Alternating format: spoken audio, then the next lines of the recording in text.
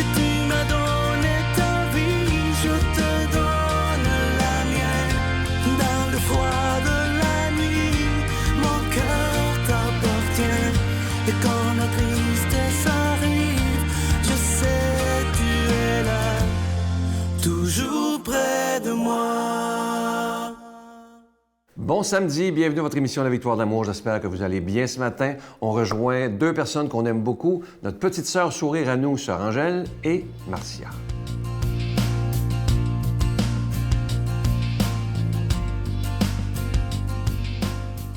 Bonjour tout le monde! Ça va? Oui, Sœur Angèle, Oui. le mois de novembre, c'est toujours difficile, puis on entend dire, bon, les gens disent que c'est un mois très déprimant. On l'appelle aussi le mois des morts. Oui, il faut dire.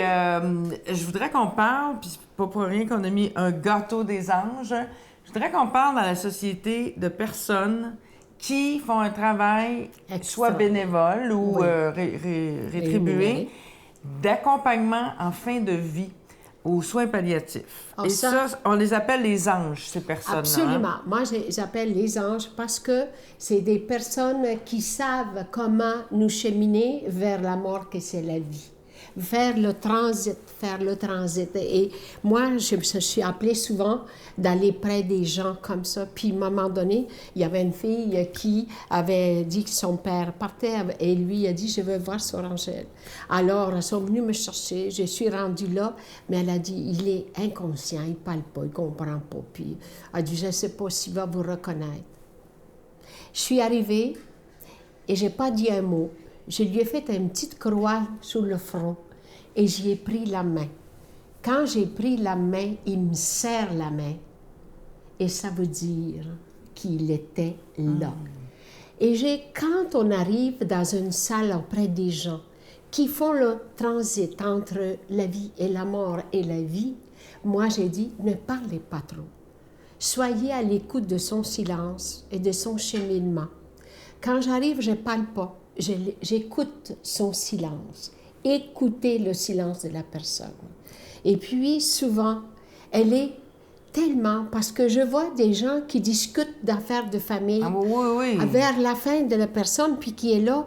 Et une fois, j'ai dit, je m'excuse, est-ce que vous pouvez sortir pour le respect de votre père, de votre soeur, de votre ami? Moi, il n'y a rien pour moi, mais il est le tout. Exactement. C'est un être humain qui a besoin d'être cheminé, être aidé à faire le pas. Et j'aime beaucoup quand vous parlez de transition. Vous parlez aussi de lumière dans ce mouvement-là vers l'au-delà. Il y a de la lumière. Expliquez-moi un peu. Je vais vous dire que moi, j'ai assisté vers la fin des personnes et je ne sais pas qu'est-ce qui se passe. J'aurais voulu poser la question. À la dernière soupir, presque, la personne est là, elle ouvre grand les yeux, puis elle regarde partout. Elle regarde partout, quelques instants. Après, elle s'assoupit et elle part. Qu'est-ce qu'elle voit? Est-ce qu'elle voit la transition? Est-ce qu'elle voit la beauté de l'autre côté? Est-ce qu'elle voit l'accueil qu'on leur fait? Est-ce qu'elle voit tous les siens qui sont partis? Oui, c'est vrai qu'il se passe ça. Moi, j'ai la chance aussi d'accompagner des gens en fin de vie. Puis il y a comme un moment où le temps n'existe plus. Il y a une autre dimension qui s'installe. Quand on parle de la mort, bien entendu, on parle de la vie. Oui. Hein? Comment vous reliez ces deux réalités-là, la mort, la vie? Bien, regarde, comme on dit, on a un exemple extraordinaire. Le Christ est mort, mais il est ressuscité. Et voilà, alors c'est ça la vie. Ah, merci tellement, Sœur Angèle. Merci à vous beaucoup d'être là. Notre Père qui es aux cieux, que ton nom soit sanctifié, que ton règne vienne, que ta volonté soit faite sur la terre comme au ciel. Donne-nous aujourd'hui notre pain de ce jour. Pardonne-nous nos offenses comme nous pardonnons à ceux qui nous ont offensés. Ne nous laisse pas entrer en tentation, mais délivre-nous du mal, car c'est à toi qu'appartient le règne, la puissance et la gloire pour les siècles des siècles. Amen.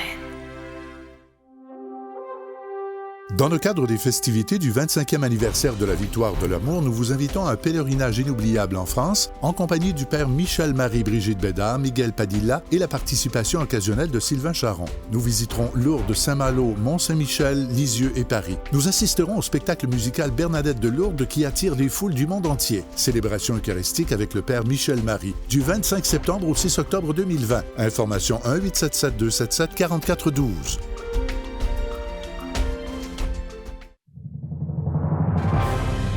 En compagnie du père Michel-Marie, Marcia Pilote, Sœur Angèle, Éloi Gillard, Stéphane Roy, Brigitte Bédard et Sylvain Charon. En chanson, Mélissa Bédard, Georgia Fumanti, Jessica Poulain et Miguel Padilla. Et un mini-spectacle de l'unique Natacha Saint-Pierre et Grégory Turpin. Les 6 et 7 juin 2020 à 13h et 19h à la salle Maurice-Aubry de Sherbrooke. À réserver rapidement au 514-523-4433 ou sans frais au 1-888-811-9291. Je suis tellement content de vous parler de ce beau cadeau du mois de novembre. Il s'agit de l'Ange de Noël, la collection 2019. Il y en a qui les collectionnent depuis plusieurs années d'ailleurs. C'est un Ange de Noël en épinglette de couleur bronze et argent antique orné de zircon. Et le petit ange, il est déjà béni. Je vous rappelle que vous le recevez avec un don de 25 $ et si vous en voulez deux, avec un don de 40 $. Et il y a parfois des gens qui se disent, mais comment se fait qu'ils parlent d'argent d'une émission où on parle de foi? C'est simple, c'est tout simple. Hein? C'est qu'on doit payer pour être à la télévision, que ce soit pour la production et la diffusion. Mais imaginez, ça fait maintenant plus de 24 ans que cette émission existe grâce à chacun et chacune d'entre vous. Je vous donne l'adresse. La Victoire de l'amour, casier postal 120, succursale Boucherville à Boucherville, le J4B 5E6, je vous la redonne. La Victoire de l'amour, case postale 120, succursale Boucherville à Boucherville, le J4B 5E6. Également par téléphone, par carte de crédit du lundi au vendredi de 8h30 à 16h30 dans le 514-523-4433, 523-4433 ou sans frais le 1-888-811-9291, 1-888-811-9291 et aussi sur notre site Internet. Vous savez que c'est un moyen très efficace et très sécuritaire de faire votre don. Évidemment que c'est très rapide également pour recevoir votre cadeau du mois. Il s'agit du www.lavictoiredelamour.org. Alors, je vous rappelle ce magnifique cadeau du mois de novembre. Il s'agit de l'Ange de Noël collection 2019. Et c'est une épinglette, évidemment, de couleur bronze et argent antique, ornée de petits zircons. Et le petit ange de Noël, il est déjà béni. Merci de tout cœur de votre grande générosité et merci de votre prière.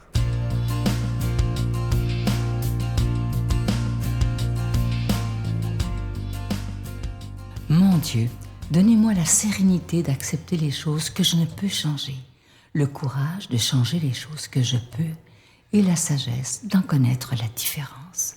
Amen. Aujourd'hui, la parole de Dieu est proclamée par quelqu'un qu'on apprécie beaucoup, l'abbé Éloi Gillard.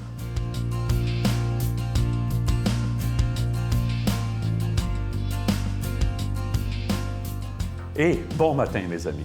Je suis très heureux d'être avec vous une nouvelle fois. D'autant plus que l'Évangile, c'est les vendeurs chassés du temple par Jésus. C'est fun de voir Jésus qui se montre énergique comme ça. Ça nous secoue, nous autres aussi, intérieurement. Ça nous provoque. Qu'est-ce que Jésus ferait dans le temple de mon cœur aujourd'hui? Qu'est-ce qu'il est en train de faire? Qu'est-ce que je veux le laisser faire? On va réfléchir. On va d'abord lire cet Évangile tiré de Saint Jean. Comme la Pâque juive était proche, Jésus monta à Jérusalem. Dans le temple, il trouva installés les marchands de bœufs, de brebis et de colombes et les changeurs. Il fit un fouet avec des cordes et les chassa tous du temple, ainsi que les brebis et les bœufs. Il jeta par terre la monnaie des changeurs, renversa leur comptoir et dit aux marchands de colombes, « Enlevez cela d'ici. Cessez de faire de la maison de mon Père une maison de commerce. » Ses disciples se rappelèrent qu'il est écrit « L'amour de ta maison fera mon tourment. » Des Juifs l'interpellèrent. « Quel signe peux-tu nous donner pour agir ainsi? » Jésus leur répondit « Détruisez ce sanctuaire, et en 3 jours je le relèverai. » Les Juifs lui répliquèrent « Il a fallu 46 ans pour bâtir ce sanctuaire, et toi, en 3 jours, tu le relèverais? » Mais lui parlait du sanctuaire de son corps. Aussi, quand il se réveilla d'entre les morts, ses disciples se rappelèrent qu'il avait dit cela, Ils crurent à l'Écriture et à la parole que Jésus avait dite. Ah, les temples! Hey, sur un des quotidiens les plus populaires du Québec, un journal qui est publié tous les jours, il y a 2-3 mois, en pleine première page, à un moment donné, gros titre, « Nos églises s'en vont chez le diable ». Figurez-vous donc, il y avait 2-3 pages de reportage qui disaient des choses qu'on sait tous et toutes déjà, la difficulté qu'on a à entretenir notre patrimoine religieux immobilier. Hein? Plusieurs églises doivent fermer et c'est pas fini. Ça n'a pas l'air d'être le cas à Jérusalem quand Jésus s'est présenté là, cette journée-là. Hein? On brassait de bonnes affaires dans le temple, semble-t-il. On y vendait des animaux pour offrir ensuite en sacrifice, comme la religion juive le prescrivait. C'était déjà un progrès. Vous savez qu'on a déjà sacrifié des humains aux dieux. Petite parenthèse à ce sujet-là. Saviez-vous que quand les conquérants espagnols sont arrivés au Mexique ou en Amérique centrale, je crois que c'est du temps des Incas. C'est peut-être les Aztèques, mais je crois que c'est du temps des Incas. Savez-vous qu'ils ont découvert que les différents peuples faisaient des ententes, passaient des ententes entre eux pour se faire la guerre de temps en temps, pas parce qu'ils avaient le goût de se faire la guerre, même s'ils ne s'aimaient pas beaucoup. Pourquoi? Pour aller se chercher des prisonniers chez les autres, à offrir en sacrifice humain à leur Dieu après. Figurez-vous donc, on se faisait des ententes pour aller chercher, pour ne pas être obligé de prendre notre peuple, nos pauvres, des gens dans notre peuple, les pauvres de notre propre peuple. Voilà. Bon. Alors, Jésus, lui, il dit non, il n'est pas question que ça continue comme ça. On revient à nos moutons, c'est le cas de le dire. Hein? Et il se sentait, si les gens se sentaient religieusement corrects en offrant des sacrifices, Jésus, il dit ce qui fonde la vie. Il faut que vous compreniez ça dorénavant. La vie humaine et chrétienne, c'est le regard d'amour du Père dans toutes les parties de ma personne. C'est ça le fondement de ma vie. C'est ça qui le fait vivre, lui. C'est avec ça qu'il va nous inviter à grandir, nous aussi. Recherchez ça. On n'est plus du tout à l'extérieur, radicalement ramené au regard du Père qui est au fond de nous. Si on n'a pas ça, les églises vont continuer à disparaître. Mais avec ça, on va s'organiser autrement. Il va y avoir d'autres choses qui vont naître. Un échange d'amour gratuit. Plus besoin de sacrifices, ni d'animaux, ni d'humains. C'est Dieu qui va s'offrir ultimement jusqu'au bout, à notre place. Hey, je vous raconte vite l'histoire d'un bonhomme qui a été condamné à mort injuste, qui a été condamné à la prison en 1985, un Américain qui s'appelait Anthony Roy Hinton. Il était accusé d'avoir tué 2 personnes injustement. Ça a pris presque 30 ans avant que la Cour suprême ordonne de le libérer. Il a vécu 30 ans dans une cellule de 1,5 mètre par 2 mètres. Il pouvait sortir 1 heure par jour. Il conseillait les autres autour, il se parlait. Même les gardiens de prison disaient à ses avocats, « Faites-le libérer, ça n'a pas de bon sens. » Quand il est sorti, il a été reçu à la télé. « Comment pouvez-vous ne pas leur en vouloir? » demande celui qui l'interrogeait. « Comment pouvez-vous ne pas leur en vouloir à ceux qui vous ont injustement enfermé? » Si je suis furieux et rancunier, je leur donne le reste de mon existence. Il y a quelqu'un d'autre qui a pris la place. C'est ça que ça veut dire. C'est-tu assez beau? Hein? C'est-tu assez profond? Quel feu, hein? Des pratiques extérieures, c'est ça qu'on va vivre ou faire confiance radicalement à l'amour qui veut tout changer au fond de nous? Soyons bénis en ce sens au nom du Père, du Fils et du Saint-Esprit. Bonne vie. À bientôt, tout le monde. Je vous salue, Marie, pleine de grâce. Le Seigneur est avec vous. Vous êtes bénie entre toutes les femmes, et Jésus, le fruit de vos entrailles, est béni. Sainte Marie, Mère de Dieu, priez pour nous pauvres pécheurs, maintenant et à l'heure de notre mort. Amen. Je vous invite à ne pas manquer l'émission de demain. Je rencontre avec beaucoup de joie David Chan. Il a eu des épisodes dans sa vie où il a été violent, mais il a eu l'intelligence de demander de l'aide juste à temps. Vous allez voir tout un témoignage et ça lui prend un courage énorme pour être à l'émission demain. Je vous souhaite une belle journée. À demain. Bye. Quand j'avais la main sur ma femme, dans ce temps-là, puis j'ai vu sa tête devenir rouge puis ses yeux, j'ai fait comme « wow! » Qu'est-ce que t'es en train de faire? Même t'étais à 2 doigts de l'étrangler, à la tuer. Là. Fait que ça m'a vraiment choqué. Ça m'a vraiment shaké à l'intérieur.